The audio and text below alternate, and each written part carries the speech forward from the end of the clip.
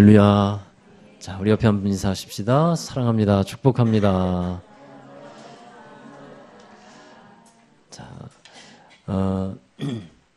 여러분 격투기 경기에서 보면 싸움이 끝나고 나면 승자와 패자로 나눠지게 되죠. 그러면 이제 승자에게 그 다음 사람들이 도전장을 내밉니다.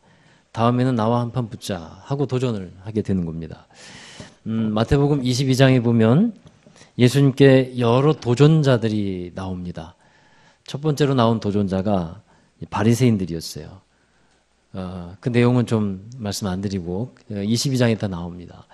또 두 번째 도전자가 나옵니다. 그 두 번째 도전자는 사두개인들이었어요. 이들이 와서 어려운 질문을 가지고 예수님의 대답을 요구합니다. 만약에 예수님이 잘못된 대답을 하게 되면 그들이 이제 예수님을 모함에 빠뜨리고 또 공경에 빠뜨릴 심산이었습니다. 이들이 다 어려운 질문을 갖고 나왔지만 예수님은 하나님의 말씀과 지혜를 가지고 그들을 이기죠. 그 다음에 또 새로운 도전자가 나타났어요. 그 도전자가 율법사입니다. 이 율법사는 바리새파 사람들 중에서 율법을 연구하면서 율법에 대해서 아주 해박한 지식을 갖고 있었던 사람들인데, 율법사들 앞에서 율법을 논한다는 것은 마치 공자 앞에서 문자를 쓰는 것과 같은 격입니다. 이 율법사가 예수님에게 자기가 너무나도 잘 알고 있는 율법에 대해서 질문을 하면서 도전장을 내미는 겁니다. 구약에는 613가지의 율법이 있는데 그 계명들, 율법 또는 계명 중에서 어느 계명이 가장 큰 겁니까? 이렇게 묻습니다. 그에 대해서 예수님 말씀하죠. 우리 이 말씀에 보면 예수께서 이르시되 내 마음을 다하고 내 뜻을 목숨을 다하고 뜻을 다하여 주 너희 하나님을 사랑하라 하셨으니 이것이 크고 첫째 되는 계명이요 둘째도 그와 같으니 내 이웃을 내 자신과 같이 사랑하라 하셨으니 이 두 계명이 온 율법과 선지자의 강령이니라. 할렐루야. 여러분, 이 예수님의 말씀처럼 예수님은 하나님 사랑 그리고 이웃 사랑 이 두 가지 계명을 가장 큰 계명이라고 말씀하시는 겁니다. 하나님 사랑과 이웃 사랑 이것은 신앙생활에 있어서 정말 중요한 핵심 중의 핵심입니다. 모든 성경 말씀을 이 두 가지 계명의 범주에 다 포함시킨다고 해도 무리가 없을 겁니다. 그리고 하나님 사랑과 이웃 사랑 우리가 생각해 보면 이것은 마치 교차로와 같습니다. 여러분 근데 교차로와 같은 하나님 사랑과 이웃 사랑의 중심에 무엇이 있을까요? 그 중심에 내가 있습니다. 바로 여러분이 있다는 거예요.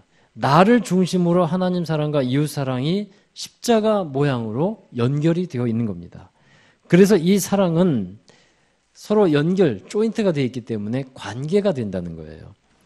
하나님과 나와의 사이에서 사랑의 관계가 이루어진 상태에서 그때야만이 이웃들과의 사랑의 관계를 제대로 온전하게 이루어 갈 수 있다라는 것입니다. 여러분, 먼저 하나님과 나 사이에 이 사랑의 관계가 이루어지게 되면 하나님의 복이 임해요. 믿으시기를 바랍니다. 그러면 하나님과의 사랑의 관계 속에서 어떤 복이 임하냐면 먼저 나 자신을 제대로 볼 수 있게 되고 나 자신을 사랑할 수 있게 됩니다. 어떤 이들은 자기 자신을 사랑하지 못해요. 자기 자신을 경멸하거나 자책하면서 삽니다. 열등감 속에서 패배주의 속에서 자책하면서 죄책감 속에서 그렇게 살아가요. 그것은 건강하지 못한 겁니다. 여러분, 하나님 사랑을 통해서 하나님과 자기가 자기 자신을 바라보는 이 자신과의 관계가 바르게 되어 있어야만 합니다. 자기 자신이 건강한 자아상을 갖고 있는 사람이라야만 다른 사람을 제대로 사랑할 수 있게 되는 것이기 때문입니다. 자기가 자기 자신을 사랑할 수 있을 때만이 이웃을 사랑할 수 있고 또 더 나아가서 하나님의 은혜 가운데서 세상을 경영해 나갈 수 있는 능력을 그 하나님 사랑 안에서 갖게 되는 겁니다. 다른 사람을 사랑하지 못한다는 것은요, 이런 겁니다. 아직 하나님과 자기 자신과의 관계 속에서 온전한 사랑이 제대로 이루어지지 못하고 있다라는 것을 말씀하고 있는 거예요. 자기 자신과의 삶 속에서 하나님과의 관계 속에서 온전한 사랑이 이루어지면 다른 사람을 정말 마음껏 그렇게 사랑할 수 있는 관계가 되어 가는 것입니다. 여러분, 하나님 사랑이 첫 번째 계명이라는 것은 무슨 뜻이냐면 또한 하나님의 사랑이 먼저라고 하는 의미를 갖고 있어요. 여러분은 여러분의 마음 중심에서 한번 생각해 보십시오. 여러분의 마음 중심을 한번 생각해 보세요. 여러분 중심에서 하나님을 사랑하고 있다는 것이 여러분 느껴지십니까? 다른 사람들은 여러분들이 하나님을 사랑하고 있다는 것을 잘 알지 못합니다. 그러나 여러분 자신은 스스로는 내가 하나님을 사랑하고 있구나. 그것을 잘 알 수 있고 느낄 수 있다라는 겁니다. 여러분 부모님들은 자식을 사랑하죠. 마음에서부터 그 사랑하는 것을 알 수가 있습니다. 자식은 잘 알지 못할 수 있어요. 그러나 부모님은 알잖아요. 느끼잖아요. 부모님은 자식을 사랑하는지 생각만 해도 자기 자식 마음에서 느껴집니다. 사랑하기 때문에 느낄 수 있는 거거든요. 여러분 자식을 보고 또 보아도 예쁘게 보이십니까? 사랑하기 때문에 그런 거잖아요. 그죠? 또 무엇을 주고 또 주어도 아깝지 않습니까? 아까우신가 봐요. 안 아까우시면 그건 사랑하기 때문에 그런 거예요. 아내는 남편을 생각해보고 남편은 아내를 생각해 보십시오. 주고 또 줘도 아깝죠? 보고 또 봐도 예쁩니까? 할렐루야. 자, 그게 사랑이에요. 그것은 마음속에서 느낄 수 있는 겁니다. 내가 이 사람을 사랑하고 있구나 하는 것은 자기 자신이 느낄 수 있는 거예요. 여러분 하나님의 사랑도 그렇습니다. 내가 하나님을 사랑한다는 것을 여러분 마음속에서 느끼실 수가 있는 겁니다. 하나님의 마음에 합한 자라고 불리웠던 다윗이 있죠. 이 다윗은 하나님을 향해서 자신의 마음과 목숨과 뜻을 드린 사람이에요. 그가 시편에서 하나님을 향해서 드리는 고백들이 많은데 이런 고백이 있어요. 시편 18편 1절입니다. 함께 읽습니다. 나의 힘이신 여호와여 내가 주를 사랑하나이다. 아멘. 여러분 하나님은 우리 마음 중심에서 하나님을 사랑하는 이 마음을 찾고 싶은 거예요. 다윗에게서 이 마음을 찾았듯이 우리에게서도 하나님 사랑하는 이 마음을 찾고 싶으시다라는 겁니다. 우리가 일상생활을 살아가면서 잊지 말아야 할 것이 이겁니다. 우리와 함께 하고 계시는 하나님은 우리를 사랑하시는 하나님이고 우리에게서도 사랑을 받으시기를 원하시는 하나님이시라는 겁니다. 예수님께서 부활하신 후에 갈릴리에서 고기 잡고 있던 베드로에게 찾아가셔서 베드로에게 질문하시죠. 요한의 아들 시몬아, 내가 나를 사랑하느냐? 내가 나를 아직도 사랑하느냐? 예수님은 그것을 확인해 보셨어요. 그때 베드로가 말하죠. 주님께서 아십니다. 제가 주님을 사랑하는 것을 주님은 알고 계십니다. 이것을 3번씩이나 말합니다. 여러분, 예수님께서 듣고 싶은 고백이 바로 그것이라 하는 겁니다. 그 고백을 할 수 있으면 많이 시간 내어서 더 조용히 여러분 은밀한 시간을 주님과 가지면서 그렇게 고백하는 여러분 되시길 바랍니다. 그러나 여러분 우리가 또한 기억할 것은 이 사랑의 고백이 말로만 되는 되어서는 안 되겠다라는 거죠. 립서비스로 그쳐서는 안 된다라는 것입니다. 요한일서 3장 18절에 보면 우리가 말과 혀로만 사랑하지 말고 행함과 진실함으로 하자라고 말씀하고 있는데 하나님을 사랑하는 데 있어서도 행함과 진실함이 있어야 되는 것입니다. 그러면 어떻게 행할까요? 우리가 어떻게 진실함으로 어떻게 행할까요? 여러분 그것은 하나님의 말씀을 지키는 것입니다. 하나님의 말씀을 지키는 자가 하나님을 사랑하는 자예요. 신명기서 11장 1절의 말씀입니다. 함께 읽습니다. 그런즉 내 하나님 여호와를 사랑하여 그가 주신 책무와 법도와 규례와 명령을 항상 지키라. 아멘. 여러분 이 말씀이 무슨 뜻이겠습니까? 하나님을 사랑하는 사람은 하나님께서 말씀하신 바를 지킨다라는 거예요. 하나님을 사랑했던 다윗도 그의 시편에서 이렇게 고백하고 있어요. 말씀 한 구절 더 읽습니다. 시편 119편 127편입니다. 그러므로 내가 주의 계명들을 금 곧 순금보다 더 사랑하나이다. 아멘. 하나님을 사랑하는 사람들은 이 하나님이 말씀하신 이 계명들을 잘 지켜 나가는 사람들이라는 겁니다. 이것이 행함과 진실함 속에 들어가 있는 거예요. 여러분, 이 계명들 율법이라고 할 수 있는데 구약에서 율법이 613가지죠. 이 율법을 줄이면 10계명이 된다라고 말씀을 많이 들으셨을 거예요. 10계명은 또 두 부분으로 나뉘어질 수 있어요. 1계명부터 4계명까지가 하나님을 사랑하라고 하는 부분이고 5계명부터 10계명까지가 이웃을 사랑하라고 하는 부분으로 나누어질 수 있습니다. 여러분 1계명부터 4계명을 좀 보면 우리가 1계명과 4계명을 잘 지킨다라고 하는 것은 하나님을 사랑하는 사람들의 행함이 거기에 나타나야 하는 것입니다. 그것을 말씀하고 있는 거예요. 우리 1계명과 2계명은요. 무슨 뜻이냐면 하나님만을 잘 섬겨야 한다는 것입니다. 하나님만을 섬기는 데 있어서 버려야 할 것이 있는데 2계명에서는 우상을 버려라. 우상을 만들지도 말고 절하지도 말고 우상을 버려라 말씀하고 있어요. 여러분 우상은 무엇입니까? 하나님보다 더 사랑하는 것을 우상이라고 말합니다. 하나님도 섬기고 다른 것도 섬길 수 없다는 것이죠. 하나님과 재물을 겸하여 섬길 수 없는 것이죠. 하나님과 재물을 겸하여 섬길 때 그 재물이 우상이 되는 겁니다. 하나님보다도 더 사랑하고 더 의지하는 것이 있다면 여러분 우리 마음 가운데서 그것을 제하여 버리는 귀한 시간이 될 수 있기를 바랍니다. 역대기서에 보면 하나님을 사랑했고 하나님만을 잘 섬겼던 왕들이 있는데 아사왕, 요아스왕, 히스기야왕 이런 왕들이 신앙개혁, 종교개혁을 하죠. 그때 제일 먼저 했던 것이 뭡니까? 그 나라에 있었던 우상들을 철폐해 가는 것들이었어요. 백성들이 우상을 섬기고 산당에서 우상을 섬기고 하니까 그것을 다 무너뜨리는 거였어요. 왜냐하면 우상을 섬기는 것이 죄일 뿐더러 거기에서부터 저주가 생겨나기 때문에 그것을 아는 왕들은 하나님을 아는 왕들은 그것을 우상을 철폐하는 일을 해나갔다라는 것입니다. 여러분 우리에게도 우상의 요소가 자리 잡고 있습니까? 그런 것이 있다면 과감하게 떨쳐버리시길 바랍니다. 왜냐하면 그것이 여러분 자신을 위하는 것이기 때문에 그래요. 그것을 갖고 있으면 그것을 버리지 못하고 있으면 그것이 그 사람을 위하는 것 같죠? 아니라는 것이에요.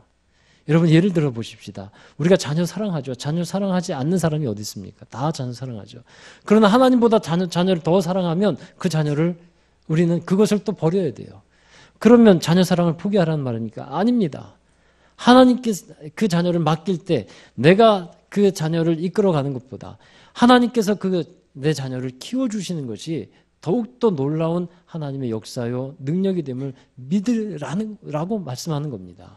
그래서 우리가 이 재물이든 그리고 자녀든 우리 안에 잘 빠지기 쉬운 이 우상들을 내려놓을 수 있어야 한다는 겁니다.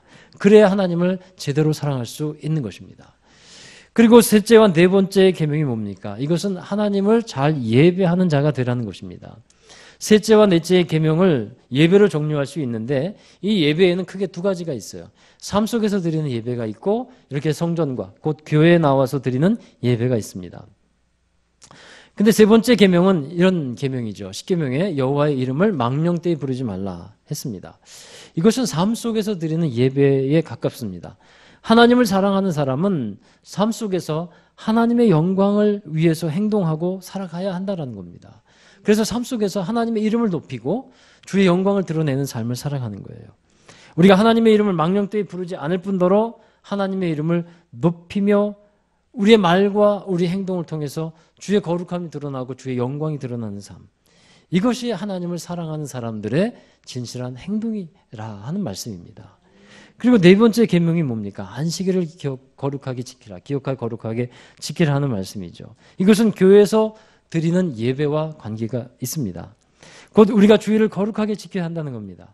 주님의 날을 기억하여서 거룩하게 지키며 예배를 드리는 것은 하나님을 믿는 사람 또 하나님을 사랑하는 사람의 당연한 도리가 된다는 거예요. 여러분 우선순위라는 게 있죠. 우선순위는 어떻게 정해질까요? 여러분에게 있어서 우선순위는 어떻게 정해집니까? 여러분뿐만 아니라 대부분의 사람들의 우선순위가 어떻게 정해지냐 하면 자기가 좋아하는 것, 자기가 사랑하는 것에 따라서 우선순위가 정해집니다. 운동을 좋아하는 사람은 운동이 우선순위가 돼요. 돈을 사랑하는 사람은 돈이 우선순위가 되는 겁니다.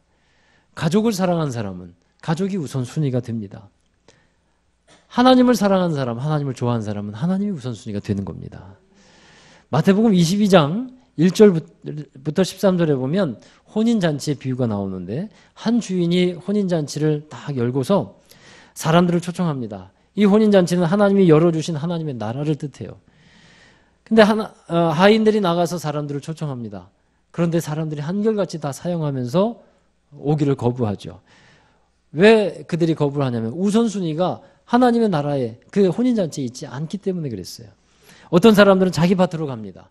밭에 우선순위가 있어요. 소유의 우선순위가 있어요. 또 어떤 사람은 자기 사업하러 갑니다. 자기 사업을 사랑하고 그것이 우선순위가 되는 거예요. 똑같은 이 비유의 말씀이 누가복음에도 나오는데 누가복음에 하나가 더 나와요. 어떤 사람은 가정으로 갑니다. 가정이 우선순위가 되니까 하나님을 찾지를 못해요. 사랑하는 여러분, 하나님을 사랑하는 사람이 되시길 바랍니다. 또한 우리가 하나님을 사랑하는 그 행동, 사랑하는 마음을 행동으로서 증명해 갈 수 있기를 주의 이름으로 축원합니다. 그 다음에 이제는 이웃 사랑에 관해서 말씀을 볼 차례인데요. 여러분, 이웃 사랑에 대해서 말할 때 먼저 누가 이웃입니까? 이것을 우리가 좀 알아야겠어요. 이웃이라고 하면 보통 이웃집에 사는 사람이나 아니면 세상에 사는 사람들, 내가 잘 알지 못하는 그 사람들을 또한 넓게 생각을 합니다. 그러나 여러분, 그것보다도 거기까지 우리가 가기 전에 먼저 생각해야 될 이웃들이 있어요. 바로 믿음의 형제들이에요. 믿음의 형제들. 여러분, 교회를 생각해 보십시오. 서로 여러분 다 이웃이었잖아요. 남남이었지 않습니까? 그런데 남남인 사람들이 모여서 교회에 모였고 교회를 이루게 되었습니다. 정말 이웃들이 모인 거예요. 우리가. 그래서 이웃 사랑은 다른 말로 하면 뭐가 됩니까? 형제 사랑이 되는 거예요. 그래서 우리 교회에 하나님을 믿는 우리 사람들이 모인 것을 우리는 영적인 가족이라 이렇게 부르게 되죠. 이제 이웃 사랑, 가족 사랑, 형제 사랑 다 그렇게 이어지게 됩니다. 여러분, 우리가 다른 사람을 사랑할 수 있다는 것은요, 놀라운 축복임을 꼭 믿으시길 바랍니다.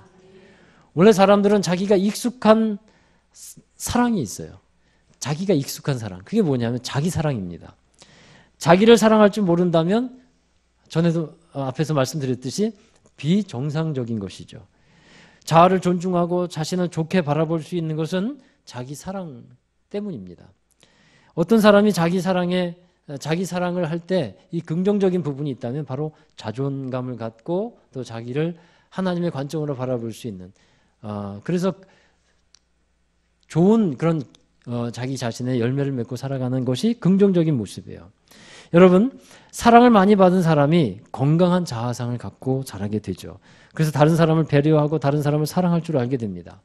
다른 사람을 대할 때에 어렵게 대하지 않고 편안하고 자유롭게 대할 수 있는 사람들이 있어요. 부담들이 없을 수는 없는데 그 부담감을 잘 이겨가면서 편안하게 대할 수 있는 사람들이 있어요. 그 사람들을 잘 보면요, 그 사람들은 어려서부터 많은 사랑을 받고 자란 사람들입니다. 많은 사랑을 받고 자란 사람들이 다른 사람을 잘 사랑할 수 있게 되는 거예요. 그러나 자기 사랑이 부정적으로 나타날 때가 있어요. 자기만 사랑하는 이기적인 사랑으로 나타날 때입니다. 하나님은 자기를 사랑하는 것처럼 다른 사람을 사랑하라고 오늘 말씀에 하고 있습니다. 여러분, 우리가 여기서 알아야 할 것은 다른 사람을 사랑한다는 것이 곧 자기에게도 너무도 큰 축복이 된다라는 그 사실입니다. 마태복음 7장 12절의 말씀에 이렇게 기록되어 있습니다. 함께 읽습니다. 그러므로 무엇이든지 남에게 대접을 받고자 하는 대로 너희도 남을 대접하라. 이것이 율법이요 선지자니라. 아멘. 이것이 율법이요 선지자니라 하는 말씀이 마태복음 7장 12절에도 나오고 오늘 읽은 22장 40절에도 나오죠. 그럼 무슨 뜻이겠습니까? 같은 말씀이라 하는 거예요. 그렇습니다. 이 말씀은 같은 말씀이에요. 다른 사람을 사랑하면 그 사랑이 자기에게 돌아오게 된다는 겁니다. 다른 사람 대접받고자 하는 대로 다른 사람을 대접해야 자기도 대접을 받을 수 있는 것처럼 다른 사람을 잘 사랑할 때 그 사랑이 자기에게 더 풍성한 것으로 돌아오는 겁니다. 여러분, 그래서 다른 사람을 사랑하는 것은 곧 자기 자신을 사랑하는 축복이 된다라는 것을 꼭 기억하자라는 것입니다. 우리가 이웃사랑을 실천하는 데 있어서 다른 나라 사람을 생각할 수도 있고 세상 아니면 우리나라의 다른 사람들을 생각할 수도 있습니다. 그러나 그보다도 먼저 가까운 사람을 여러분 생각해 보십시오. 내가 지금 함께 하고 있는 사람을 사랑하지 못하는데 어떻게 먼 데 사람을 사랑할 수 있겠습니까? 하나님은 이웃사랑의 실천의 장소로서 여러분의 가족을 두셨고 그리고 우리 교회를 또한 그 이웃사랑의 실천 장소로 두셨다라는 겁니다. 그래서 이웃사랑을 다른 말로 형제사랑이라고 부를 수 있는 거예요. 교회 안에서 보면 많은 사람들이 모이면 서로 간에 상처를 입고 또 아파하는 경우를 보게 됩니다. 어떤 사람들은 이런 그 아픔의 문제, 상처의 문제가 발생할까봐 다른 사람들과 함께 하지 않으려고 하는 거예요. 교제를 하지 않으려고 합니다. 서로 만나서 교제하면 말 때문에 상처 받을 것 같기 때문입니다. 또 행동 때문에 또 마음이 아플 것 같아서 교제를 안 하려고 해요. 어떤 사람은 자기도 모르게 다른 사람을 힘들게 할 것 같은 생각에 그 사람을 피한다고 합니다. 그러다 보니까 이런 사람들은요, 교회를 어떻게 대하냐면 교회를 멀리 하지도 않고 가까이 하지도 않아요. 적당한 위치를 놓고서 그냥 그 거리를 두고 살아갑니다. 왜냐하면 그래야 편하니까. 그런데 그러면 사랑을 할 수가 없어요. 그러면 진정한 하나님의 사랑, 이웃 사랑을 실천해 나갈 수가 없는 것입니다. 여러분 그러면 왜 이런 일들이 계속 사람들마다 반복될까요? 그것은 교회에 소속되어 있는 우리가 어떤 사람인지를 잘 깨닫지 못하기 때문에 그렇습니다. 우리 모두는 그리스도의 몸을 세워가는 사람인 줄로 믿습니다. 그리스도의 몸이 뭡니까? 곧 교회인 겁니다. 교회를 세워가는 사람인데 한 사람이 교회를 세워가는 게 아니에요. 우리 모두가 우리가 하나 함께 교회를 세워가는 것입니다. 하나님은 그 몸된 교회를 세우시기 위해서 예수 그리스도의 생명의 대가를 우리에게 지불해 주셨습니다. 이런 몸된 교회를 우리가 이루어가고 있다는 사실을 우리가 알아야 한다는 거예요. 이 사실을 모르니까 신앙생활에 있어서 계속 나 이렇게 나 중심의 신앙생활을 하려고 한다는 거예요. 그러다 보니까 서로 상처받고 상처 주고 이런 것이 연속되어지고 있는 겁니다. 여러분, 교회는 우리로서 지어지고 있는 겁니다. 그래서 교회를 우리 함께 이 맞지는 않는 사람들, 성격도 다르고 또 개성도 다른 이 다양한 사람들이 모여서 서로 사랑을 배우고 그러함으로써 교회를 지어가고 있는, 그럼으로써 하나 이웃 사랑을 실천하고 배울 수 있는 그러한 삶을 우리가 살아가야 그것이 복된 삶이라 하는 말씀입니다. 어느 교회 목사님과 성도 간에 이런 대화가 있었어요. 한 성도가 말합니다. 이 세상의 모든 교회가 하나님의 교회이고 하나님은 모든 교회에 계시고 또 이 우주적인 교회에 우리는 속해 있기 때문에 어느 한 교회를 정해서 다닐 필요가 없는 것 아니냐, 그렇게 말을 합니다.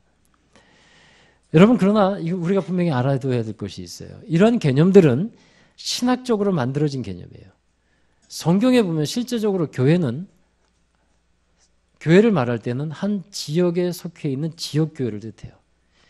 모든 사람들은 그 지역교회, 어느 교회든 그 지역교회에 속해 있어야만 하는 겁니다. 우주적인 교회, 말은 좋고 또 듣기는 좋을지 몰라도 그것은 성경의 실제적인 성경의 모습과는 다르다 하는 겁니다. 그 얘기를 들은 목사님이 이렇게 말해요. 그래서 이렇게 말합니다.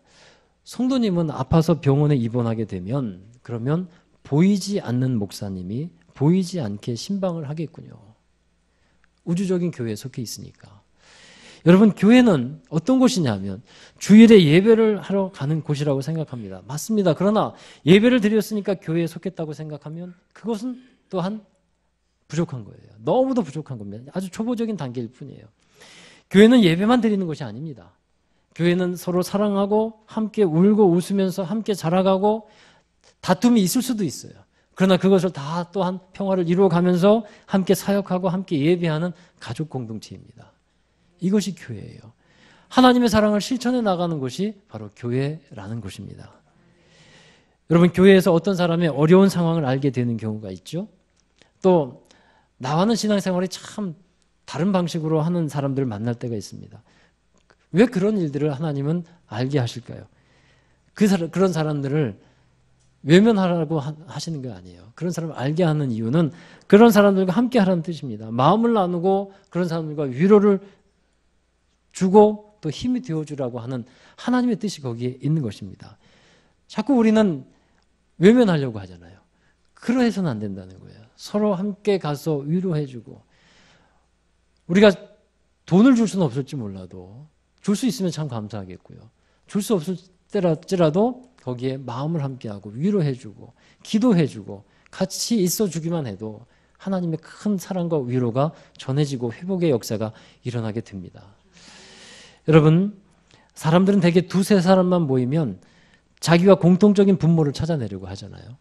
그래서 공통적인 부분이 있으면 나랑 친할 수 있고, 또 그렇게 친하다가 그 공통적인 분모가 갖고 있는 영향력이 사라져버리면 금세 또 갈라지기도 하고 또 싫어지기도 합니다. 이게 사람들이에요. 그러나 여러분, 많은 것이 다르지만 우리는 여기에서 공통점을 찾아야 돼요. 변함없는 공통점. 무엇이냐면 우리 모두 함께 하나님을 아버지로 부르고 있다는 거예요. 모두 다 그리스도 예수 안에 있다는 사실을 우리는 공통점으로 찾아야 한다는 사실입니다. 이러한 같은 점을 보고서 우리가 하나 될 수 있도록 노력해야 합니다. 대개는 다 다른 점을 봐요. 저 사람은 왜 저렇게 말을 하지? 왜 저 사람은 저런 옷을 입지? 왜 저 사람은 저렇게 행동할까? 그러다 보니까 마음에 안 드는 것이 한두 가지가 아니잖아요. 여러분, 서로의 것들을 그리스도 안에서 인정하고 받아내는 것, 이해하는 것, 그것이 형제 사랑의 모습인 줄로 믿습니다. 요한서신에 보면 이 형제 사랑에 관해서 아주 많이 강조하고 있어요. 요한서신에서 강조하는 것이 이겁니다. 하나님을 사랑한다고 하는 사람들이 형제를 사랑하지 않는다고 한다면 그 사람은 거짓말하는 것이다 라고 말씀하고 있어요. 하나님을 사랑하는 자는 계명을 지키는 사람인데 그 계명이 뭐냐? 곧 형제 사랑이라고 하는 계명이에요. 요한일서 4장 20절의 말씀입니다. 같이 읽어보시죠. 누구든지 하나님을 사랑하노라 하고 그 형제를 미워하면 이는 거짓말하는 자니 보는 바 그 형제를 사랑하지 아니하는 자는 보지 못하는 바 하나님을 사랑할 수 없느니라. 아멘. 보이는 형제를 사랑하지 않는데 보이지 않는 하나님을 어떻게 사랑하냐라는 겁니다. 여러분, 이런 사람이 있어요. 하나님 사랑하는 것은 잘해요. 그러나 형제 사랑하는 건 일은 잘 못합니다. 하나님에게는 잘하는데 사람에게는 잘 못해요. 이런 것은 온전하지 못한 사랑이라 하는 것입니다. 형제를 사랑함으로 우리는 그리스도 안에서 하나된 공동체를 이루어가는 것입니다. 그것은 여러분 다른 사람이 만들어가는 것이 아닙니다. 여러분 한 사람 한 사람 곧 내가 만들어가는 것인 줄로 믿습니다. 예수님은 이미 십자가에서 하나됨의 일을 이루어 주셨어요. 우리는 이미 이루어진 그 안에서 하나됨을 깨트리지 않고 온전히 지켜나갈 수 있으면 되는 것입니다. 로마서 8장 28절에 말씀 한 구절 더 읽으시죠. 우리가 알거니와 하나님을 사랑하는 자 곧 그의 뜻대로 부르심을 입은 자들에게는 모든 것이 합력하여 선을 이루느니라. 아멘. 하나님을 사랑하는 사람에게 주시는 은혜의 말씀, 축복의 말씀이에요. 하나님의 사랑 안에 거하고 하나님을 사랑하는 사람들, 성도들의 사랑 안에 거하고 성도들을 사랑하면서 살아가는 사람들은 그런 사람을 살아갈 때 선한 열매를 만들어 주신다라는 말씀입니다. 그 삶에 하나님은 회복의 놀라운 역사를 이루어 주시는 거예요. 오늘 제가 말씀을 준비하면서 다시 한번 제가 좀 놓고 있었던 단어인데 이 단어를 다시 한번 붙잡게 됐어요. 그게 뭐냐면 회복이라고 하는 단어예요. 하나님께서 저를 목회하게 하실 때 강하게 주셨던 비전이 회복이라는 비전이었는데 사실 제 마음에 그런 게 있었어요. 하나님, 우리 성도들을 이 교회에 와서 회복하게 하옵소서. 가정이 회복되고 또 삶이 회복되고 마음과 모든 것들이 회복되게 하옵소서 했을 때 진짜 하나님께 드린 그 기도대로 사람들이 회복하는 역사들이 일어났습니다. 그런데 어느 순간 제 마음에 어떤 마음이 들었냐면 그렇게 기도하다 보니까 정말 이런 사람들만 오는 것 같아요. 병든 사람만 오고 문제 있는 사람만 오고 힘든 사람만 오는 거예요. 그러니까 목회하는 데 있어서도 하나님 이제는 어떤 마음을 드냐면 하나님 온전한 사람 좀 보내주세요. 건강한 사람 좀 보내주세요. 문제 없는 사람, 이제 좀 일꾼이 되어가지고 준비된 사람, 이런 사람 좀 보내주세요. 이런 기도가 나오니까 회복에 대해서 이거 자꾸 이 기도하니까 하나님이 그런 사람만 보내주는구나 하고 좀 내려놓던 경향이 있어요. 없지 않아. 근데 오늘 말씀 준비하면서 하나님 나에게 주신 비전이고 나에게 주신 은혜인데 이것을 내가 놓고 있으면 안 되지 하고 다시 회복에 대한 말씀을 붙들게 되었어요. 여러분의 삶 가운데 아직 회복할 부분들이 많이 있습니까? 아멘이시라면 그 부분을 다시 한번 붙들고 주님 붙드시는 여러분 되기 바랍니다. 하나님은 다시 회복해 주시고 생명의 역사, 능력의 역사로 살려주시는 분임을 꼭 믿으시기 바라요. 지난주에 이사를 간 우리 김숙희 집사님 있으시죠? 몇 년 전에 우리 교회 왔을 때 큰 걱정이, 여러분도 아시지만 큰 걱정이 하나 있었죠. 그 큰딸 다은이가 정서적인 장애가 있었어요. 집중을 하지 못했어요. 굉장히 불안해하고 또 집중하지 못하고 산만하고 학교에서도 그래서 학교에서 선생님이 얘는 참 심한 ADHD 증후군이다 라고까지 선생님이 얘기했을 정도였어요.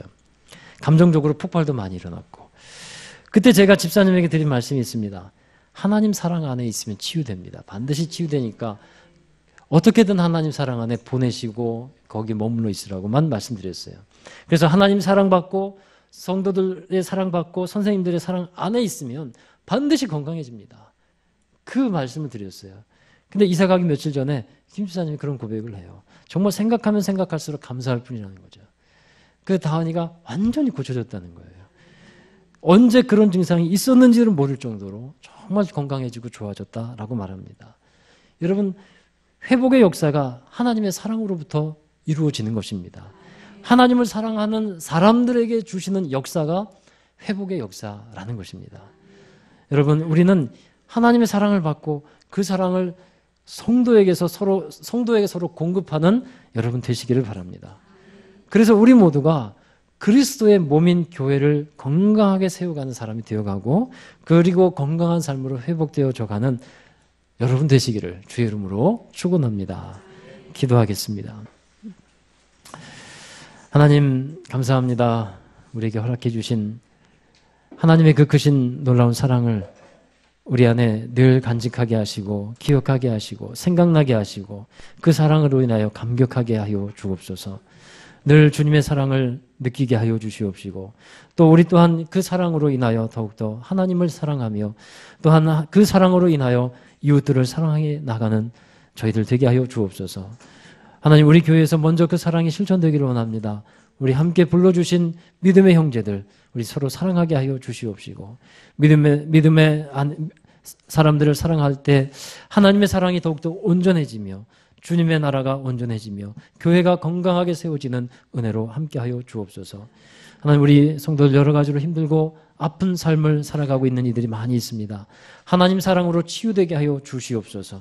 풍성하고 놀라웠고 능력 있는 그 주님의 사랑이 부어짐으로 인하여 삶의 놀라운 회복의 역사를 이루어 가도록 주님 함께하여 주시옵소서.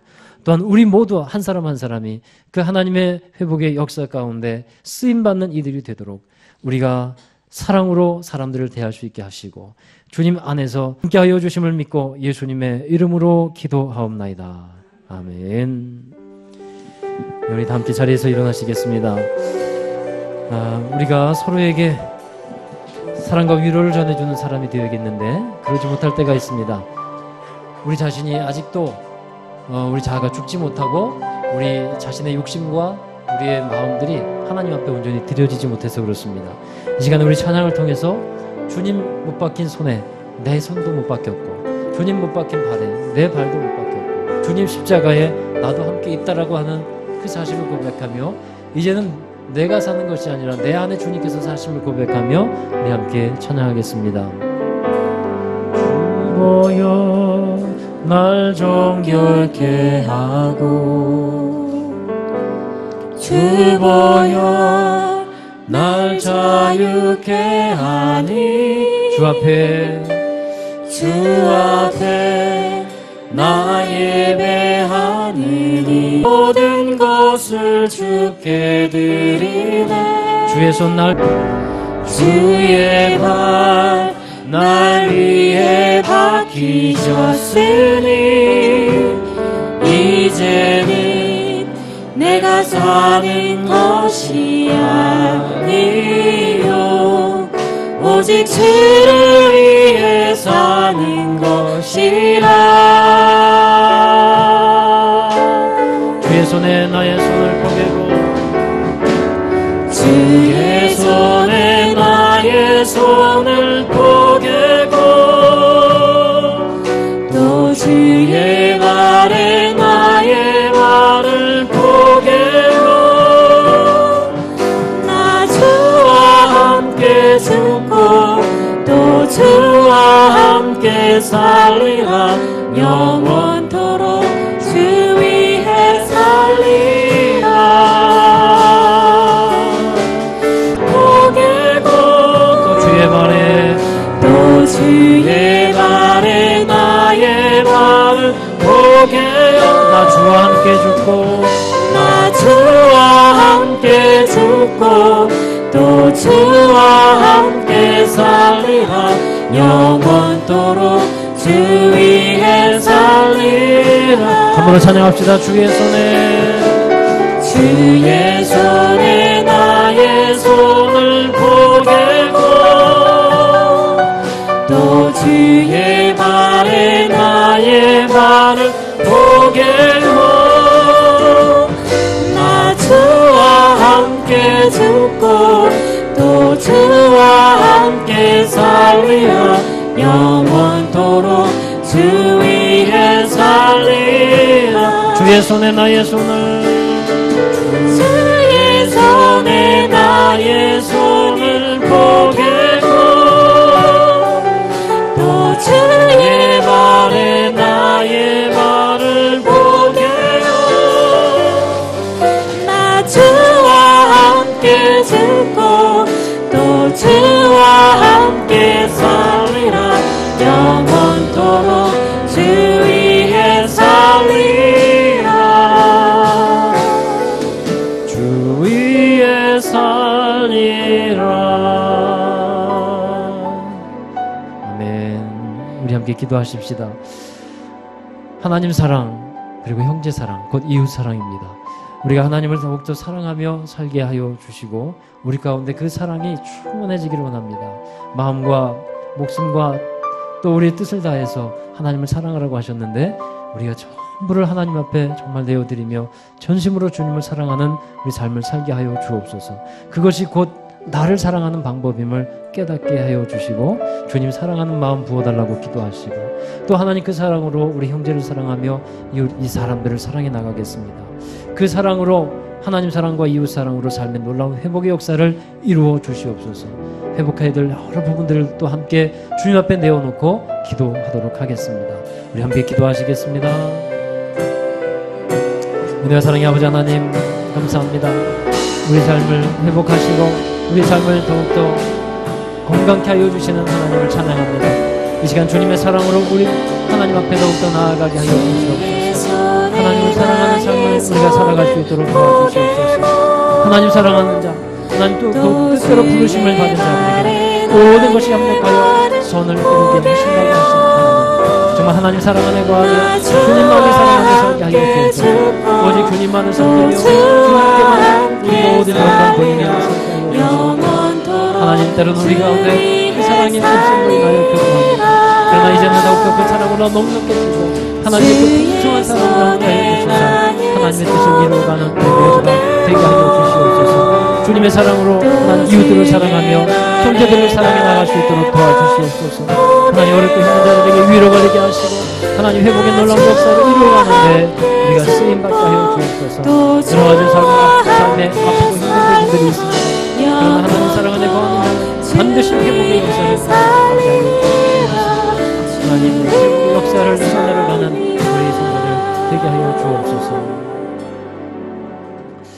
나의 힘이신 여호와여 내가 주를 사랑합니다. 주님 우리의 사랑을 받아 주시옵소서. 날마다 사랑하며 주님께 기도하며 주님을 기뻐하며 감사하며 살게 하여 주시옵소서.